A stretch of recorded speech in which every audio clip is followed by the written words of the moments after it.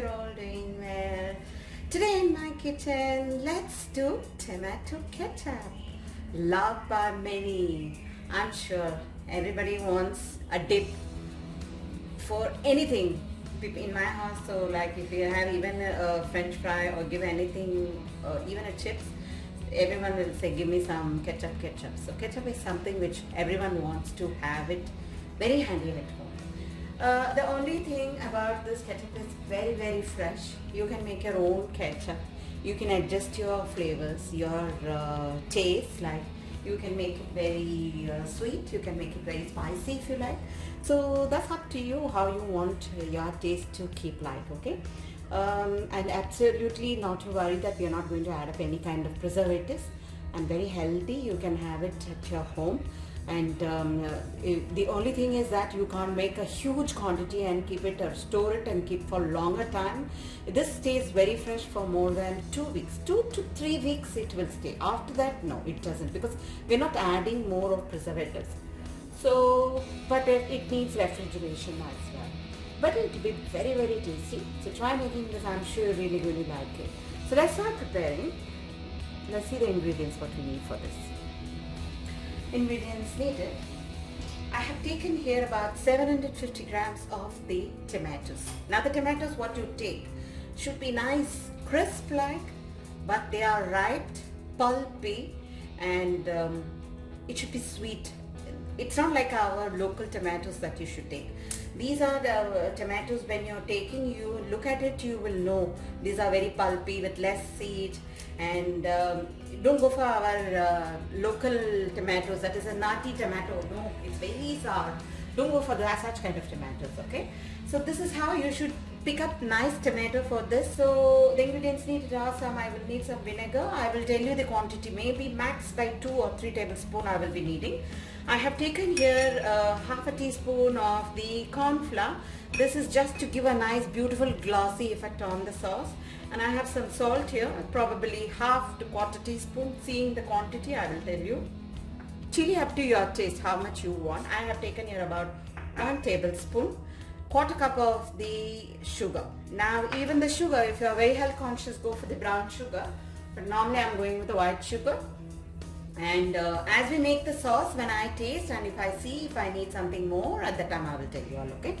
So first the process is that we're going to cook, and then of course you will need about 250 to 300 ml of the water, because we're going to pressure cook the tomatoes. Now what I'm going to do is scoop out the eyes of the tomatoes and make it into small pieces, and I'm going to put it into the cooker and pressure cook it for 3 to 4 whistles, okay? So let me cut them and then show it to you. I'm going to scoop the eyes for the tomatoes. Okay, look at that. That's all. Oh, there. Then I'm going to chop this and add it into the cooker. See, I have cut the tomatoes like this, and I have added about 1 cup of the water. I'm going to pressure cook this.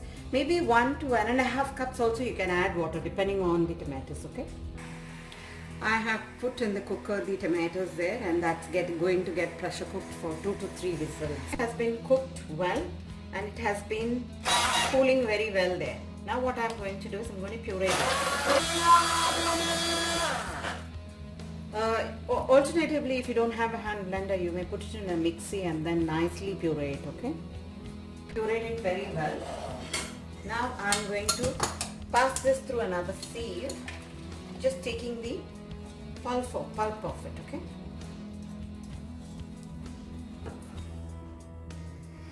The heat is on here now.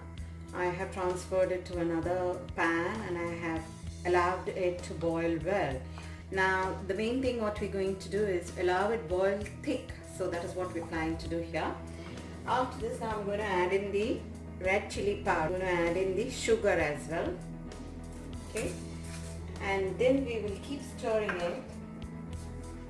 We will have to add salt. Now if you look into it here, I have seen people using artificial flavors just to get the color.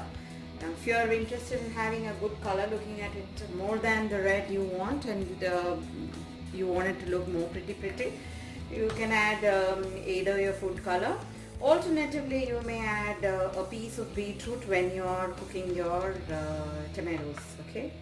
So that will generate a different color. Now, continuously stirring this, I will add a half teaspoon of the salt just to cut down on the sourness. Okay. Now I have left out with only the vinegar and the slurry that we have made. I have added 1 teaspoon of water. I have thickened the corn flour and I have kept. So now what I will be doing is I will be adding sooner onto it. So let it boil well now. Keep giving it a good mix because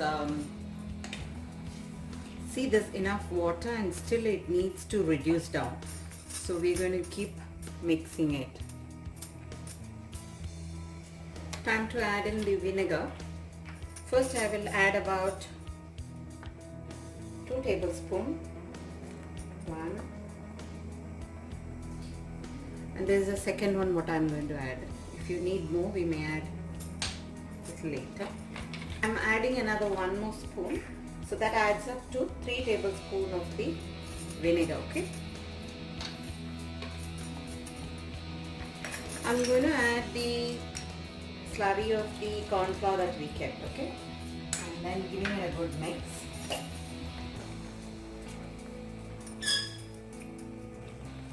See how thick it is forming now to what it was.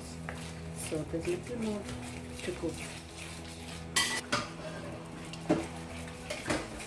See how the sauce is getting thicker, and you can see the glossy also. See how it's getting thicker. Probably another 5 more minutes I might have to off the flame. I'll show you how you will know when it is done. So we'll put a drop in this plate. If there was water, what would happen is you can see all water going through this side, that side. See? It's not going through and it's staying in its place. That means it's almost done like.